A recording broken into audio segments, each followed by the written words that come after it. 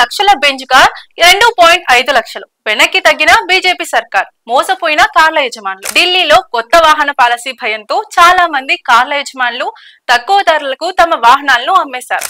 కానీ ఇప్పుడు ఆ పాలసీ అమలయ్యే పరిస్థితి కనిపించడం లేదు. దీంతో కార్లు అమ్మిన యజమానులు తీవ్రంగా బాధపడుతున్నారు. ఇంతకీ సంగతి ఏంటంటే, డీజిల్ వాహనాలు, 15 ఏళ్లు దాటి ఉన్న పెట్రోల్ వాహనాలను ఇకపై ఇంధనం అందుబాటులో ఉండదని ప్రకటించారు. జూలై 1 నుంచే ఇది అమల్లోకి వస్తుందని వెల్లడించారు.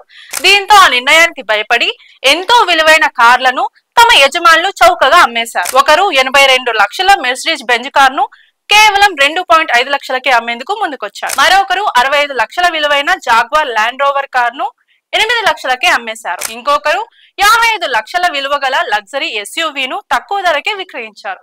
ఈ వివరాలు సోషల్ మీడియాలో వైరల్ అవుతూ ప్రజల్లో ఆవేదన వ్యక్తమవుతోంది. ఇంతకీ ఇప్పుడు పరిస్థితి మారిపోయింది. వ్యతిరేకత పెరగడంతో బీజేపీ ప్రభుత్వం ఈ వాహన పాలసీ అమలును నిలిపివేసింది. అయితే ఇప్పటికే తమ విలువైన వాహనాలను తక్కువ రేట్లకు అమ్మేసిన వారు తీవ్రంగా బాధపడుతున్నారు. ముందుగానే ఈ నిర్ణయం వెనక్కి తీసుకొని ఉంటే మేమింత నష్టపోవాల్సిన అవసరం ఉండేదా అంటూ కార్ల యజమానులు ఆవేదన వ్యక్తం చేస్తున్నారు.